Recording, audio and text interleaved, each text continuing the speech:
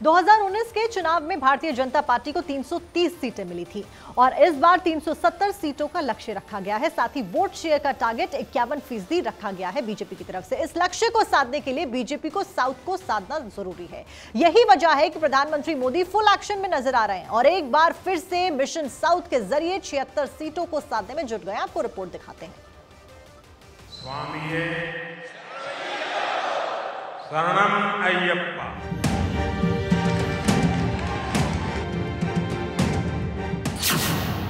South में PM की हुंकार, मिशन 400 पार। अब की बार इत्तमणा नानोरिलधिगम।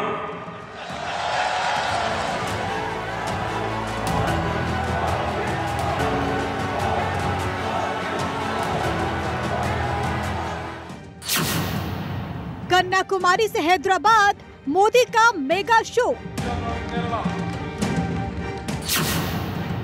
3 राज्य, 76 सीट, बीजेपी दौड़ाएगी विजय रथ।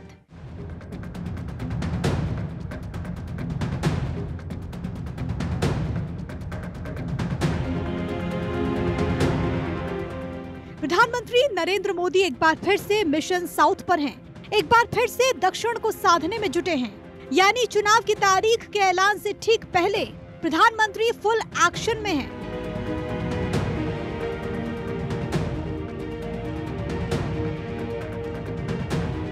शुक्रवार को एक नहीं बल्कि 3 राज्यों में विकास का मंत्र दे रहे हैं। पहले तमिलनाडु की कन्याकुमारी, फिर केरल के पथनमथिट्टा में जनसभा की और शाम को तेलंगाना के मल्काजगिरी में रोड शो।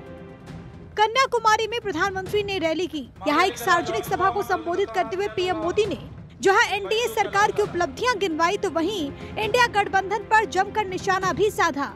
विपक्षी गठबंधन के घोटाले गिनवाए और बोले कि सूची अभी बहुत लंबी है। उन्होंने कहा कि इंडिया गठबंधन कभी तमिलनाडु का विकास नहीं कर सकता। साथियों,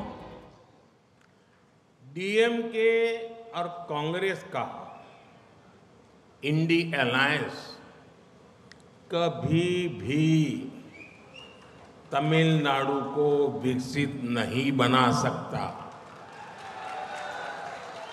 इन लोगों की हिस्ट्री घोटालों की है। इन लोगों की राजनीति का आधार लोगों को लूटने के लिए सत्ता में आना है। केंद्र की एनडीए सरकार महिला सशक्तिकरण के लिए पूरी शक्ति से काम कर रही है और मुझे खुशी है कि आज मंच पर भी बहुत बड़ी मात्रा में महिलाएं उसका नेतृत्व की ताकत दिखा रही है।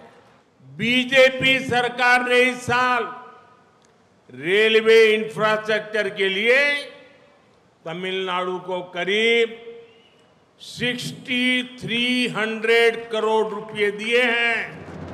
प्रधानमंत्री ने 400 पार का टारगेट रखा है और इस लक्ष्य के लिए मिशन दक्षिण काफी अहम है। यही वजह है कि प्रधानमंत्री लगातार दक्षिणी राज्यों का दौरा कर रहे हैं। तमिलनाडु में कुल 39 सीटें हैं, जबकि केरल में 20 और तेलंगाना में 17 सीटें।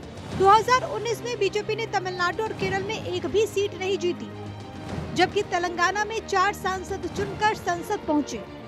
बीजेपी के लिए दक्षिण पथ काफी अहम है। यही वजह है कि बीजेपी मिशन साउथ के जरिए सीटों के इजाफे में जुटी है, क्योंकि बीजेपी जानती है कि 400 पार जाना है तो साउथ को पूरी तरह से साधना पड़ेगा। Bureau report, Bharat 24।